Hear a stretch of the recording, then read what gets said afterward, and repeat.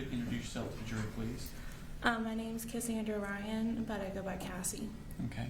And Ms. Ryan, what do you do? I'm a teacher at Apalachee High School. Okay. And how long have you been a teacher at Apalachee High School? This is my 4th year there. Okay. Were you a teacher there in September of 2024? Yes. Okay. Now I want to take your attention specifically to that year. What did you have like a specific assignment of what you're supposed to do before school starts? Yes, I had, we call it front loop duty, but basically we're just waving the students in the morning during their drop off. Okay. And is that the bus entrance or the car rider entrance? Car rider. Okay. And then at first period, what do? Do you have a job then? That was my first period planning, and I had a teacher that pushed into my classroom, so I just planned while he taught his class. Okay. There's a map next to you. It's a kind of a partial map. Could you show the jury where, there should be like a little pointer. This is? Okay. That's official. If you could show them what classroom you were in for first period. Okay. Is that the classroom you stayed in throughout the day? Yes. Okay. Mm-hmm. But you're not teaching this first period class? I'm not. Who is teaching that class? Mr. I can't remember. That's his okay. name. That's okay. So first period, you're not teaching? No. Okay. What about second period? Yes. Okay. What course are you teaching? Algebra 1. Okay. And is it in that same classroom? Yes. Okay. Is there another teacher in the room with you for second period? Yes, Coach Edwards. Okay. And why is Coach Edwards also in the class with you for that class? It's a co-taught classroom, so there's one teacher in there that is the math certified teacher, that would be me, and then there is a special education certified teacher in the classroom because the roster has a significant amount of students that have specific learning disabilities that can range. Okay. So Mr. Edwards would help those students out while you're teaching the entire class? Yeah, he's in there to support them through the learning, mainly during like independent work. Okay, thank you. So you showed the class that you have. Who's in the class next to you? To the left or right? As you're facing out of your door to your left. Miss Greer. Okay. And do you know Miss Greer? I do. Okay, how do you know her? We started teaching together and we became friends as well. Okay. Now, I want to take your attention to September 4th of that day. What were you doing when students came into your classroom? I was standing at the front of the door because we had a new seating arrangement. We do that when we change units, and so we were going into Unit 2. So we change up the seating arrangements for the students. So the kids have assigned seating? They do. Okay. And on that particular morning, you had changed the assigned seating? Correct. Okay. And how do you record this? I made like a chart in Canva of the layout of my classroom, and all of my desks were numbered. And then I use the roster of my students, and I list the seat number on that roster of each student. Okay. I'm going to show you Smart State Exhibit number 67. Ask you to recognize what this is. That's the roster that I used for various things, but there was the seating numbers on this as well. Okay. So are you using that to check when they come in and also telling them where to sit? Yes. Okay. Let me show you. Does that accurately reflect the seating chart you had that day? Yes. Your Honor, this time I intend to state exhibit number 67 in evidence. No objection. 67 is admitted. Okay. I'm going to show you Smart State Exhibit number 37. Published 67. So the numbers on the left are the seating numbers, or the ones on the right? The numbers on the right. That would be correspond to a seat in your. Yes. Okay. Show you Smart State Exhibit number 37. Ask you to recognize what that is. This is a roster of my classroom. Okay. And were those the kids that were present in your classroom that day? September 4th, 2024? Yes. Okay. And were all of those students on that day under the age of 18? Yes. Was Stephen Edwards also in your room on September 4th, 2024? Yes. Okay. Your Honor, tender state exhibit number 37 into evidence this time? No objection. 37 submitted. Okay. Now I'm going to show you what's marked as state exhibit number 38. Ask you to identify what that is. This is the seating chart layout that I created of my classroom. Okay. Has names been added to the numbers? Correct. Yes. And are those names added to the numbers accurate as to where the children were assigned to be seated that day?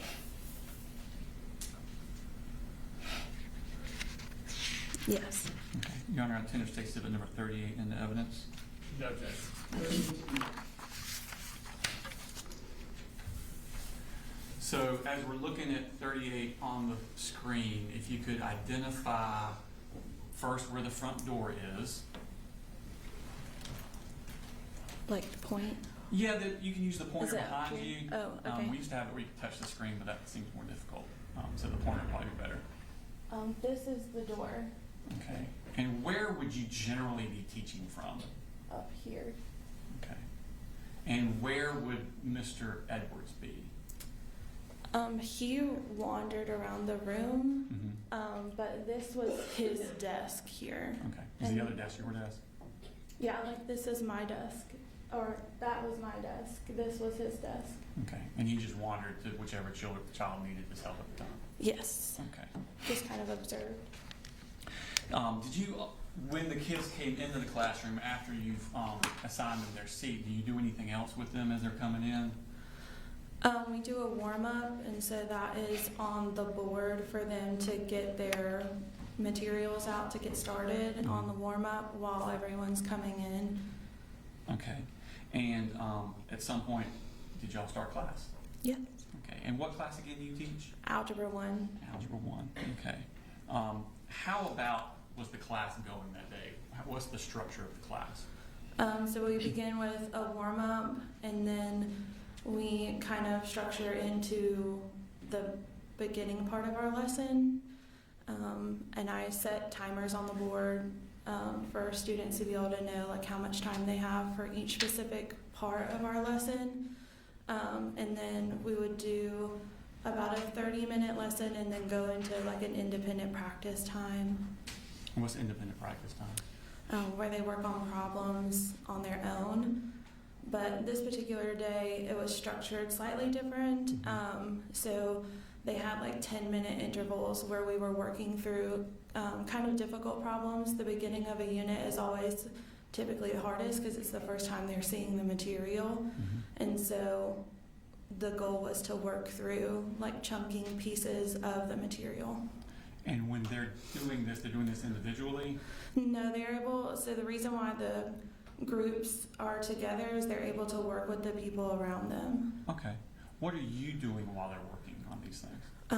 Typically when they're independently working, I'm circling the room just to kind of see where they're at, maintain behaviors, making sure they're staying on task, and helping any students that need help. And is Mr. Edwards doing basically the same thing? Yes. Okay. Tell me about restroom breaks. Okay. How does that work? So you can see next to the door, there's a thing that says sign out. Okay. In the bottom left corner? Yes. That is where there was a chart where the students sign in and out to go to the restroom. But after the warm-up, students are able to ask to go. And typically Mr. Edwards would be the one, addressing who was going to the restroom. And they knew what order they were in. So once that person came back. I was about to say, is there only one at a time out of the class? Correct. And so they have to sign their name, where they were going, and the time that they left. And there was a pass that they would take when they left the room. Okay.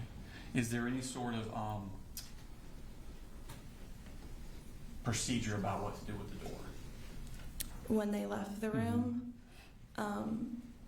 typically the goal is to have them shut the door. So at Apalachee, we have a shut door policy, so, and a lock door. So when we open our doors in the morning, we're careful not to twist it to where it's able to be like opened from the outside. Okay. So when they came back, how would they get back in? Someone would have to let them back into the room. Okay. Now, at some point during that morning class at September 4th, something happened that was out of the ordinary. Yes. Tell me what you first noticed. At 10:30ish. Sure. Okay. So I had just started. One of the timers had gone off. I don't quite remember where we were in the lesson, but I remember like hearing a loud like hit or something, and looking over and Looking over where? toward the door. Is that where the sound came from? Yes. Okay. What did you see? I don't recall exactly what I saw, but I knew that I saw something that made me jump to the floor. So it was something disturbing. What? Was it something disturbing that you saw? Yes. Was it a person that you saw? Yes. Okay. What about this person was disturbing to you? He was holding a weapon. Okay. Do you remember what this person looked like? I don't. And I'm sure you're not a gun aficionado, maybe you are, but can you describe the weapon you're referring to? It just was a long gun. The only thing I remember about the person is that he had like unnatural bleached hair, Okay. but that's Had you- all I could see. Had you ever seen this person before? No. Okay. When you hit the floor, hmm first off, on the thing about where were you on that chart? I was at the board in between this first L. So kind of in the And- middle of that L? I was speaking to Tyler at C21. Okay. And did you dive somewhere, or did you just drop to the floor where you were? I dropped to the floor where I was, and I remember being faced towards the door and coming up in front of a bunch of book bags. Okay. And what happened at that point? So at that point, there was gunfire that started happening, and I could feel like debris and bullets going over my head What was happening inside the room? inside the room.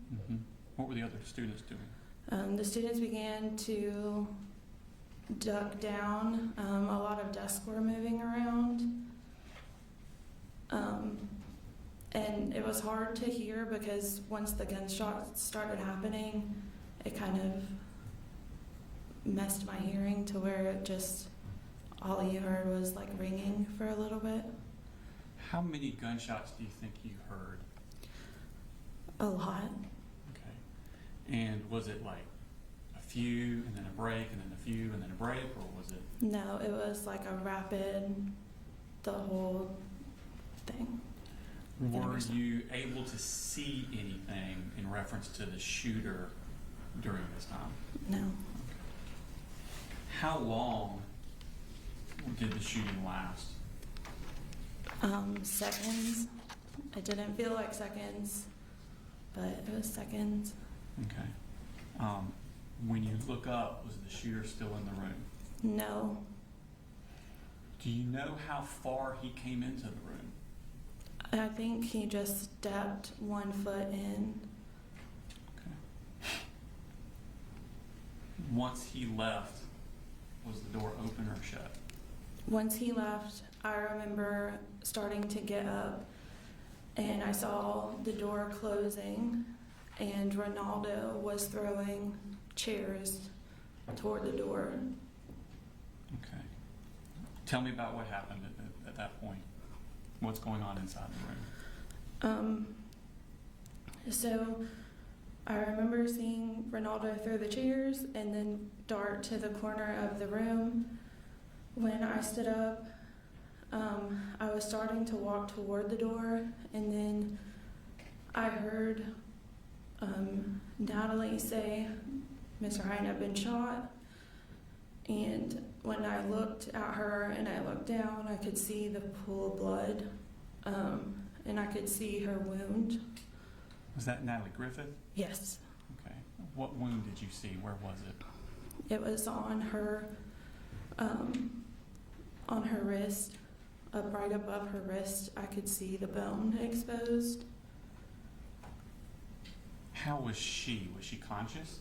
She was, yeah. Okay. And was she saying anything or doing anything? She just kept repeating that she had been shot, and so I grabbed her and laid her on the ground, and then I grabbed a nearby hoodie and wrapped it around her wrist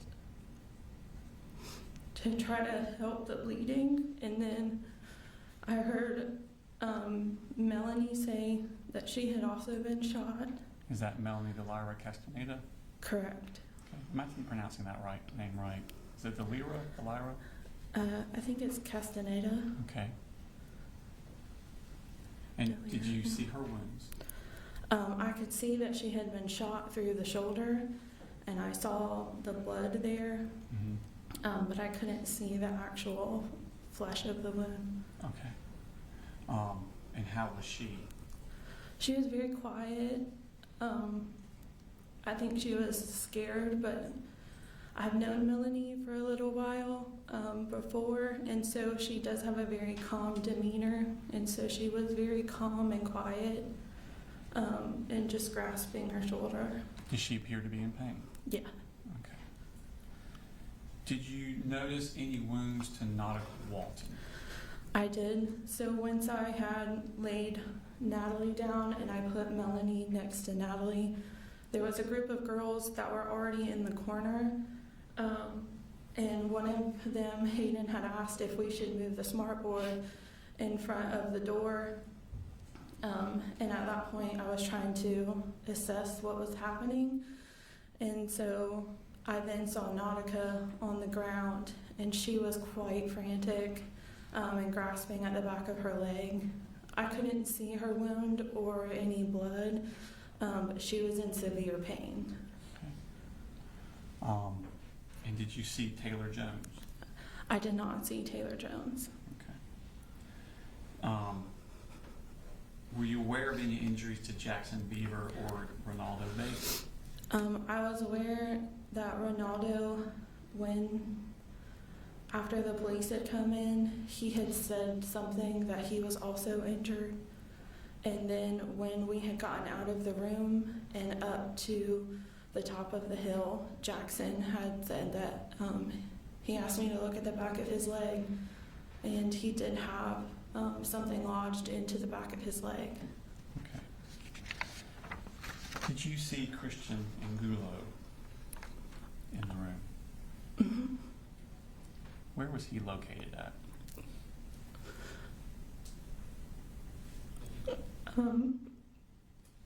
He was in front of the door.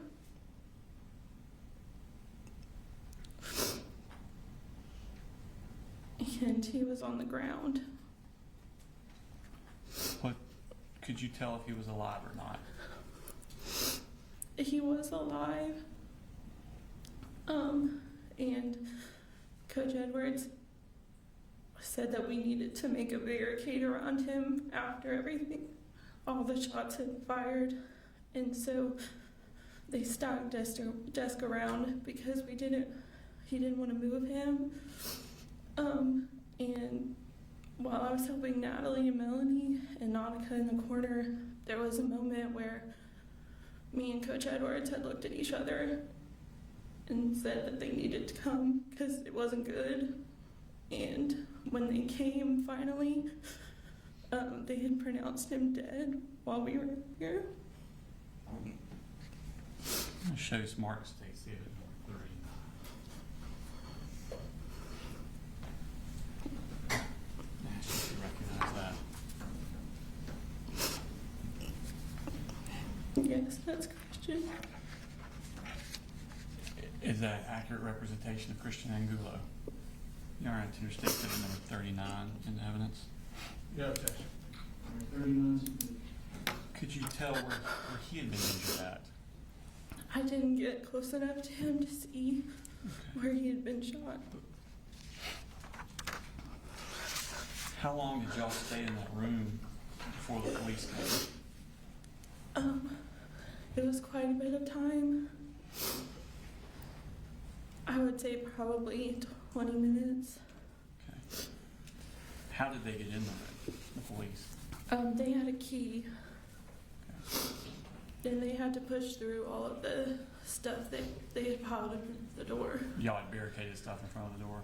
Okay. Ronaldo did. What did they do when they came in first? They had their weapons drawn and were telling everyone to put their hands up, but I had stood up out of the corner and walked in front of the middle of the room and said, "No, we need help." Okay. And did medical personnel start coming into the room? They did not. So I had started to tell them where everyone that I knew was hurt. And they had, at the beginning, asked me to help carry Natalie because there was only a few of them. And then more ended up coming into the room. Okay. So they took Natalie out? I didn't see them take Natalie out. So when they came in the room, they flipped the lights on. And that's when the students had noticed Christian on the floor. And they knew he wasn't with us anymore. And so the students began to get really upset. And they had pronounced him dead, but we had to walk by him out the door. Because he was right in front of the door? Yeah, and Martin started holding Brittany's face and telling her she could do it. And I had to grab Hayden and tell her that it was going to be okay, just to get them out the door. Where were they going? They were exiting us up towards the right, up the top of the hill after you leave J Hall. Okay. Did you stay at the top of the hill very long? No, or I don't know. We were the first ones up on the top of the hill. So y'all were like the first students evacuated? Mm-hmm. Okay. Did other students start coming out from other classrooms? They did. Okay. Did y'all stay on the hill or did they move you somewhere else? They started ushering us towards the football field. Okay. And what happened when you got to the football field?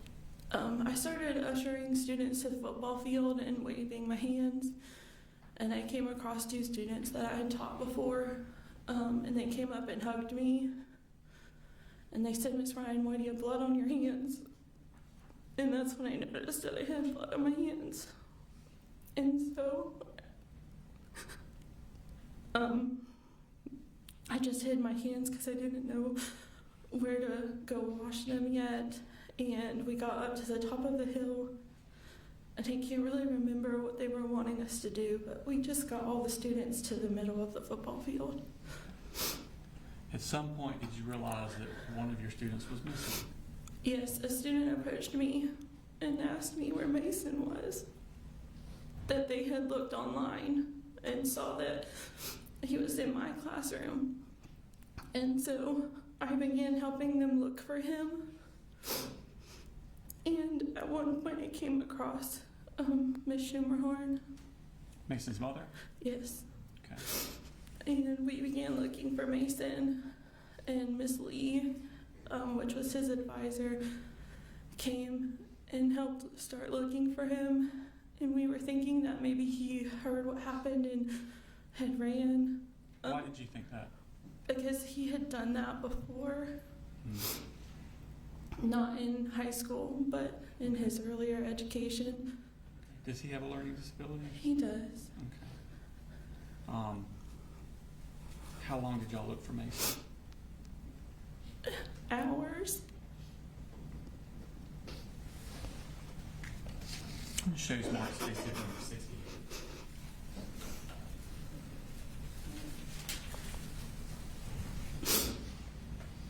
As you realize this.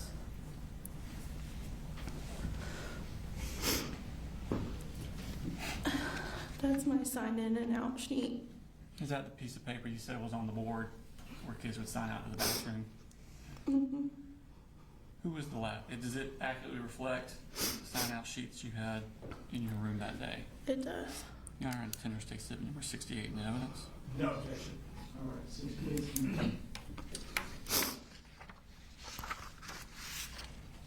And who signed out last? Mason. Thank you. Ross.